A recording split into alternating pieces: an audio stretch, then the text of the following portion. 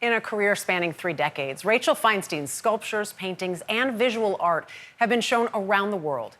Featured in nearly 40 exhibitions, her art has been described as fanciful and dark, drawing on influences from the old masters and even fairy tales.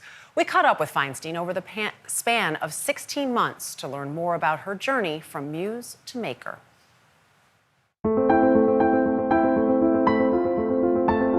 Florence is known for its centuries-old landmarks and cultural heritage. Home to works by Renaissance masters like Leonardo da Vinci, Michelangelo, and Botticelli.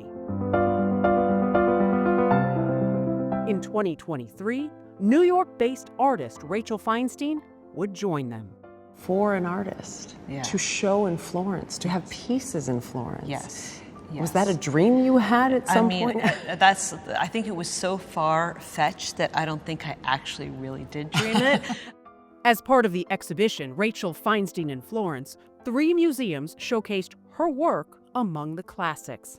At the Stefano Bardini Museum, a piece of her art hung across the room from the Donatello sculpture that inspired it. This one you feel viscerally. That hand is your hand. Right. It literally has the space and the flesh and the blood and the muscles like your own hand. Her own pieces sharing that ability to convey feeling, even transformation, like these painted mirrors. You see your own pupils, Yeah. and then you become this mind meld with the saint. Isn't it crazy? It's crazy. The Florence exhibition featured 34 sculptures and paintings, works which began here in her New York City studio space. I've made sculptures that have been almost as tall as the ceilings. I think almost 15 feet. When do you first remember sort of being drawn to art? Yeah, I think it was just one of those memories I always was doing. And then my grandmother was the one who accessed it for me as a means of, like, you go and you take a lesson and draw a famous painting but upside down and do really cool stuff.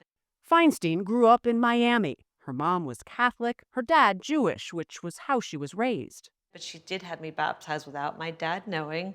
And then I went to Temple Beth Am for elementary school. And I was going to get my bat mitzvah, as we all did. And then my mom came in and said, I never converted. And so I was able to choose between continuing on with wanting to have a bat mitzvah, or I would take art lessons. And I took art lessons. She remembers Miami as a fantastical place, the scene of drug busts and mob takedowns, a city that was the backdrop for photo shoots, including her own, when Feinstein became a model in her early teens. You had to have learned so much, I'm thinking of light and composition. Yes. What did you learn from being on the other side of the lens That's that, a really that you good now question. see? So I was both the muse and the maker all the time, which was very weird. So, like, someone would come over and just prop my arm up like this, and I'd have to stay like that. So I was basically the sculpture. Yeah. But then I would start moving and kind of changing something, and I would completely be able to change the tone of the whole shoot. After graduating from Columbia, then studying at the Skowhegan School of Painting and Sculpture, Feinstein had her first major solo exhibition in 2001 at a New York gallery where she'd once worked as a receptionist.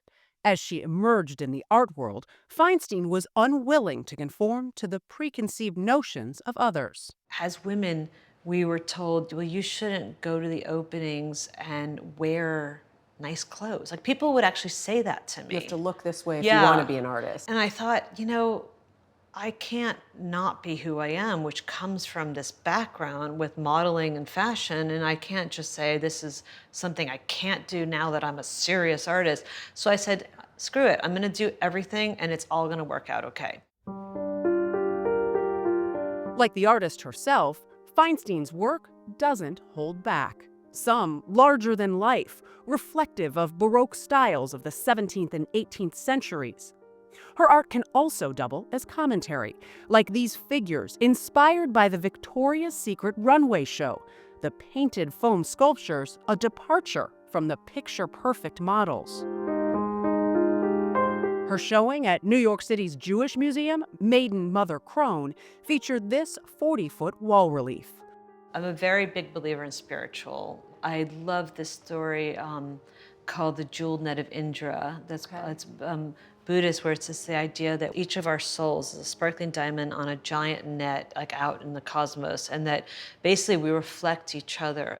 One of her more recent pieces, which we first saw at her studio, Panorama of Miami, a tribute to the people and places of her youth. Every place in this collage, there's a very intense memory and childhood experience. This is where I had my high school prom, the Biltmore Hotel. This is where I got married, the original Parrot Jungle. This is my mom, basically not really her, but it's an image of her as like the parrot woman, because she was the wild parrot activist of South Florida. Wow. That collage becoming a series of painted mirrored wall panels 30 feet wide, the centerpiece of Rachel Feinstein, The Miami Years, her first major exhibition in her hometown. Reflected in the composition, family she loved and recently lost, including her niece Kate. And then this was for my niece. She asked me to put that in and put her name on it. And this is from a painting my grandmother made, and then that's from my mom. So I wanted to put all three of them together, because I'm hoping they're there together right now, you know? The collection is one which nods to the past, not only Feinstein's life, but also her art. It's just crazy to me to see these, because I haven't seen them in 25 years. And it's like incredibly fragile and delicate, but it's still here and people still take care of it. Right.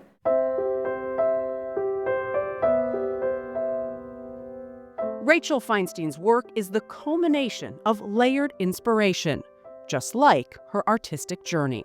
What is it about art and the creation of it that you love so much? I mean, I think it's a way to go into your unconscious.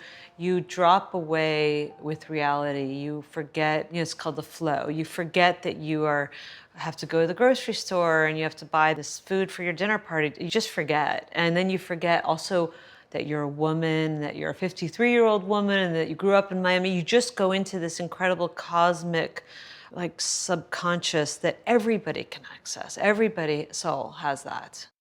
Sounds like an artistic high. Yeah, it is. And she says it's something that like children have and that some people just have to keep holding on to in the art world. And her showing at the Bass Museum in Miami, going through mid-August, it's really fascinating because you see so many different levels of her work, from early things to that panorama that we showed you, which is truly remarkable to see. So very. Yeah. I mean, just her style is just... I learned so all much over. from seeing art with her and learning about her art and others as well. It's great.